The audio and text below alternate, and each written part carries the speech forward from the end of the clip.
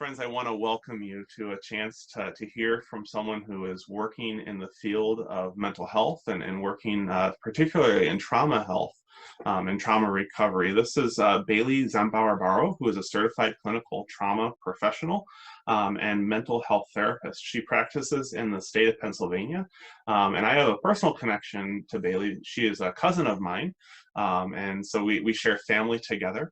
But I asked Bailey to come and share a little bit about how we can move in this time of emotion, but also the anxiety and depression that may creep into our lives. And how can we treat that? How can we acknowledge that and do so in a way that leads to better health? And so as we've already looked at our scripture quite a bit, and examined how the disciples were dealing with a number of emotions and feelings in the midst of all that they were going through. Fast forward 2,000 years, we find ourselves here in 2020 dealing with some of those same things. And so, Bailey, thank you for joining me and being willing to answer some questions and share a little bit more with us. I appreciate it. Thank you for having me be a part of this. Glad we could. So I'm just going to throw out a few questions and answer them as you are able and wanting to. But as I said, we've already talked a little bit about the scripture from Luke and how after the events of Holy Week, a lot had taken place. There were positive emotions for the disciples. There were challenging emotions, what we might call negative emotions, and in this strange time, I guess the question is, in this strange time, in this unusual time. Are emotions like these that are good, bad, helpful, debilitating, etc., are they really good, or are they bad, or are they a little bit of both? How would you describe that? So I think if we get into the habit of labeling emotions as good or bad or helpful or unhelpful, we can kind of trap ourselves into thinking that what we feel is wrong, or what we feel is, yes, this is how I'm supposed to feel, and we put an expectation on ourselves. I think the most helpful way to look at what we're experiencing now is that, this is real. This is my authentic experience. You may be experiencing emotions that you don't have a name for, that you've never felt before. You may be experiencing emotions that are triggering something in you from a really long time ago, an emotion of fear, scarcity, lack that you haven't felt in a really long time, and that might be coming up for you. You might actually feel fine, but you're having all these aches and pains and somatic symptoms, headaches, stomach aches, not sleeping. And that can be a sign of your emotions impacting your health as well. So I think when we're looking at emotions and the role they play, I'd like to offer an exercise, if that's okay. Yeah, please. Okay, so say you're living with, we're in a time of uncertainty, right? So that's a big emotion for people. However you recognize that, whether you recognize that as anxiety, as fear, as doubt, as sadness. So let's say, you wake up or you're getting through your day and you are hit with a wave of uncertainty, or you recognize that I have this tension in my body. So in that case, I would invite you to, make yourself a cup of tea or coffee and pour a cup for the emotion. Hmm. So you're going to imagine that whatever emotion that you are recognizing that you are experiencing, and maybe you don't have a name for it, so you make up a name. I call it, this is my star emoji. I don't know. You just come up with Sure. a name for it. And you can kind of visualize it. You can give it like a face. You can give it a person, like make it something and invite it into your life. Ask it some questions, kind of, what are you here to teach me? Sorry, I went into low You're power all mode. right. You're all right. So like, what are you here to teach me? What can I learn from this emotion? When have I felt this before? What is my next step? And using, that cup of tea or coffee or, water, whatever your favorite, just beverages, inviting that emotion in to have that drink with you. And by the end of the drink, having the intention that I'm going to accept this emotion as part of my experience.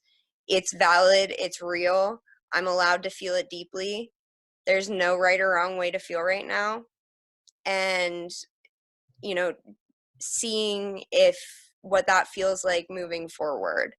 Okay, that makes a lot of sense because I think that's part of what a lot of people are facing is they're feeling emotions they haven't ever named before, or have no name for. And so to literally have coffee or tea with that emotion. Um, and what, Another, sorry, no, another really interesting way, if you're kind of new to, I don't want to say new to emotions, but I guess like new to, these difficult emotions, or they are something you haven't felt in a while, or something that you haven't experienced in a while, then another thing you can do is kind of keep track of it hmm, in whatever way makes sense to you. So if that is putting, using the notes section on your phone and putting an emoji for every day. If that is, taking out your planner and using a different color for every day. Whatever way makes sense to you to kind of observe your moods and then be able to tell kind of when this is getting to a point where, maybe I should reach out, or, maybe I should try something different in my routine. okay. That makes a lot of sense too. To really try to keep track of it, and as you said, if we're new to those kinds of those feelings, or maybe the height of those feelings, that keep track of those. And if it gets, so would you say if it gets to be too uh, more pervasive in our days, that it's time maybe to reach out and seek some help? Yeah, I think it's, at any point that an emotion causes you distress, it's never a bad time to reach out. Um, when we talk about, clinical mental health symptoms and getting to that clinical level, we think about how much this distress is interfering with, what we refer to as activities of daily living. So these are, the things you need to do to get done just to get through the day. Brush your teeth, get out of bed, take a shower, eat, drink water, move your body around. And that can actually become kind of a simple kind of, self-care checklist for you while you're in quarantine, or um, however you are handling this pandemic. And you can ask yourself and, make a list if you have to of the things that you need to get done every day. And if you notice that, wow, I'm really not eating anymore, or, I feel like I can't even sleep. It's definitely time to reach out at that point. So keeping an eye on, am I able to get through the bare minimum? And I want to stress that, we don't want to put a lot of pressure on ourselves to be, you know, super mom or super dad, Yeah. or, super employee, during this time. We want to survive. We are all in survival mode. When we talk about trauma, we talk about fight, flight, or freeze.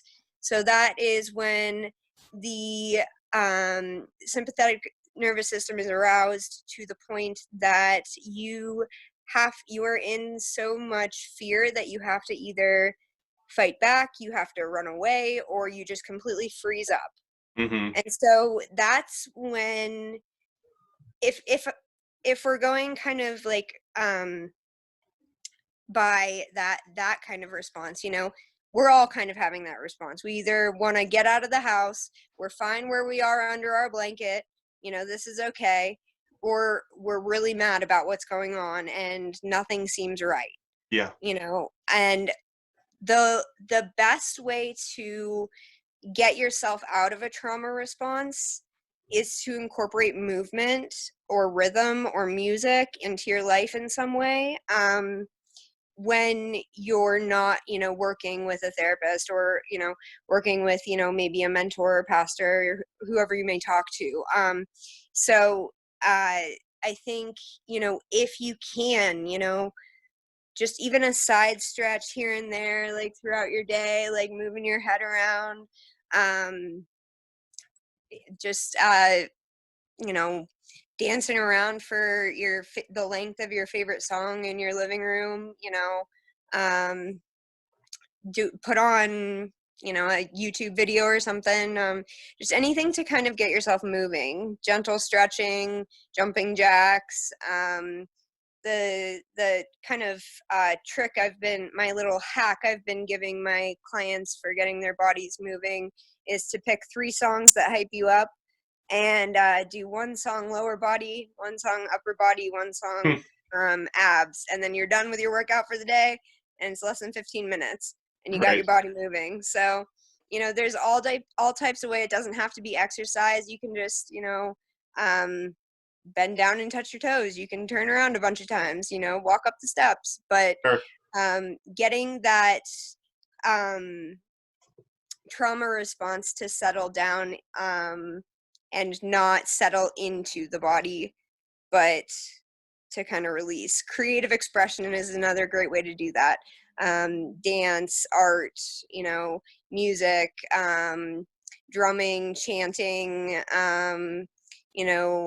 even, when if you say affirmations or you pray out loud, using your voice to actually, make that audible vibration. If you put your hand right there, you're vibrating, you're getting some of that tension to dissolve from your body. So even just using your voice to sing, chant, pray, whatever it may be, that can also be really helpful. Great. Great. And it sounds like for this isn't just for adults. This would work for kids too. Oh, To get absolutely. up and Yeah. dance, and especially the YouTube videos and things like that. Oh, Uh, yeah. Oh, yeah. Engage their bodies, which I know, having 2 4-year-olds at home right now, the amount of energy they have kind of pent up within them, it comes out in 2 ways. It comes out as energy to do something, or behavior and kind of emotional outbursts, right? Absolutely. Absolutely. We're probably not that different. We either emotionally outburst Yeah. or we use that energy constructively. So it sounds like the one of the best things we can do right now is to use the energy that's coming from those emotions to do something constructive. Is that fair to say? Yeah, absolutely. So to be constructive, but to not put too much pressure on yourself. Like, this doesn't mean, start a whole huge big project. Sure. This doesn't mean you have to, pick up a new hobby. This just means that, if you've been wanting to, read that magazine that's been sitting on your ottoman for 6 months, go ahead and do it. Give yourself permission to, to to just, because I think another thing that we forget sometimes is that we are not human doings, we are human beings. And right now we have to be. Yeah. We can't do. Yeah. And I think a lot of us, myself included, have a tendency to attach worth to productivity, and our worth is not defined by our productivity. You know, I find myself consistently asking my clients during this time, what makes you authentically you? What is so Brian that nobody can take it away from you, and nobody could ever rob you of Right. that. And hold on to that and find a way to, communicate that, to express that, to emphasize that. And I think when we remember, you know this is something that is who I am, it can kind of bring us a feeling of centeredness, a feeling of groundedness. It can bring us an understanding of what our limitations are. And I think it's reasonable to set boundaries for yourself. Like, if you see, all these people working out because it's, they have all the time in the world, and you're like, oh man, I wish I could do that. Well, do you want to, or do you just wish to? Yeah. Like ask yourself if you're putting expectations on yourself. If the word should comes into mind, I say don't do it. Okay. If you can't replace the word, so say I'm like scrolling through whatever and I see all these home workout videos and I'm like, oh man, I really should work out. If I can't replace that word should with want to or get to, I'm not doing it. Yeah. Because if I just say I should do this, that's an unrealistic expectation that I don't need. Right. So And it's it's not dealing with serving the anyone expectations. else. Yeah, it's dealing with the Yeah. expectations too. It's Yeah. trying to figure out what we are able to do. I saw a quote, and I can't remember exactly, but basically said, "We're not working from home. We are home trying to endure a pandemic, Yeah.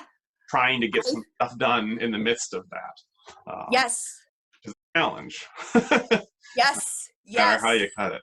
So the other question I was wanting to ask is as we take a look at all the ranges of emotions, and we've talked already in the sermon about the idea of toxic positivity, that if we only focus on the positive things, which positive things aren't bad, obviously, but if we only Right. focus on those and try to minimize the more challenging emotions, the more maybe what we call negative emotions, what we actually are doing is kind of bottling up those emotions that we are trying to ignore, and those are going to come to a head at some point. Um, so I guess you've already talked a lot about how do we, what are some things we can do to deal with those emotions, whether it's sitting down with them for a cup of tea, or using some exercise, or vocalizations, or even prayers to try to release some of that energy. But at what point would you think that we would need to seek out professional help? And I guess the second part of that question is, how would we do that in this time, especially if it's our first time seeking out some help with mental health? Sure. So I guess the first thing I want to touch on is safety. Safety is bigger than just, feeling like, no one's going to hurt you. It's also feeling like you are safe towards yourself.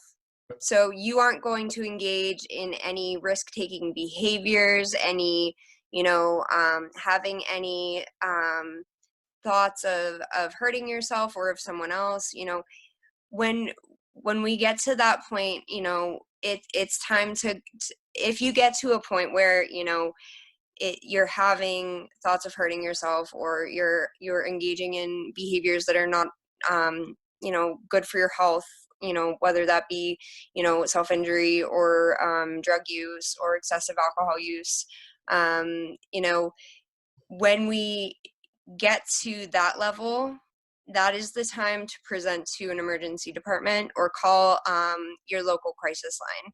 I'm sure there's probably, I know in Pennsylvania, all counties have a crisis line. I don't know if there's, I'm sure you have resources Yeah, for. we'll make sure that at the bottom of this you'll see the crisis line number, where you can get, Okay, great, well as great. a website or wherever we can find. We'll make sure that's on here so you can see that.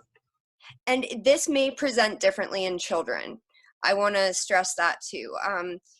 So kids may have behaviors where they hit themselves repeatedly in the head, or they may have behaviors where they are causing property destruction, and when this becomes unmanageable, and we see these kind of self-destructive behaviors in younger children who maybe can't express that this is how bad I feel, this is how scared I feel, then that is also a time to reach out to crisis, because chances are the emotion is so big that the child can't communicate it. So some red flags to look for in children are just, drastic changes in mood, you know, drastic changes in behavior or sleep patterns, um, and noticing this kind of all at the same time. That being said, it is never too soon to ask to reach out for help. In this time, there have been special laws passed for all agencies to be able to provide telehealth if they are considered essential by the state government. And I know, at least in Pennsylvania, mental health and substance abuse facilities, whether it be outpatient, inpatient, partial, we are all considered essential, and we are doing our sessions via telephone or telehealth. Something I will add is there are online counseling platforms that, if you are not comfortable, leaving your house, or you wouldn't necessarily have to leave your house unless the agency required it for the intake. Right now we are my agency is able to do the intakes over telehealth. Some might not have that capacity for signature purposes, but it's worth reaching out. And to find an agency near you that is accepting clients with your insurance at this time. The best thing to do is call the number on the back of your insurance card and to ask about behavioral health services that are covered in your area. Okay. The other thing I want to add is that when you are starting the therapy process, act as if you're interviewing your therapist, because the two biggest predictors of success in therapy and in mental health recovery are family support or social support, and the relationship with the therapist. So if you get in with someone and you start talking to them and you feel like it's not a good fit, you have the right in your treatment to find someone else and keep trying. It's kind of like speed dating for therapy. You have to find someone who's going to be a good fit that you trust and actually want to talk to long term. And if you do not have insurance, there are also often sliding scale resources available based on your income. Different therapists do it different ways, but most are, able and willing to work with whatever you are able to bring to the table, because, our primary goal is to help. Great. Well, I want to add one more yeah, resource. If you are not comfortable calling a crisis line, because it can be scary, but just know that anybody on the other end of a crisis line is trained to hear and, not judge whatever you're saying. And even if you don't feel like hurting yourself or someone else, you can still reach out to crisis if you need someone to talk to about overwhelming emotions. There is a crisis text line that I want to give you guys. And it's very simple. You text the word home to 741-741. And then someone will be there to talk with you within minutes, that's trained in mental health crisis counseling. Great. Well, Bailey, that's really helpful. Thank you. I know that this is a time where we're all trying to figure out how to do something we've never done, which means that we're also dealing with emotions and feelings and circumstances that may be new to us. And so to have these resources, I'm also suspecting that if you just need to start somewhere, a great place to start would be with your primary care provider, your physician. Yes. They can also then refer you appropriately. Absolutely. And if you have, I know a lot of our PCP offices have social workers there who are equipped to deal with, I guess I would say, like more like like day-to-day mental health issues. So so something like what's going on in this pandemic, they could help through, at the PCP's office.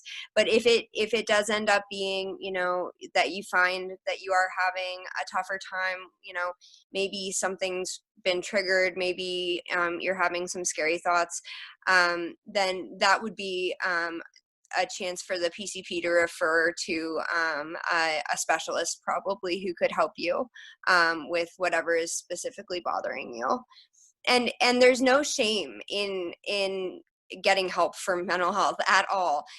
There's and that's something I want to make as clear as I possibly can, is that when you get help for your mental health, you are showing your friends, your loved ones, your community, your kids, that it's okay to ask for help, and it's okay to be brave and to step up and talk about hard things.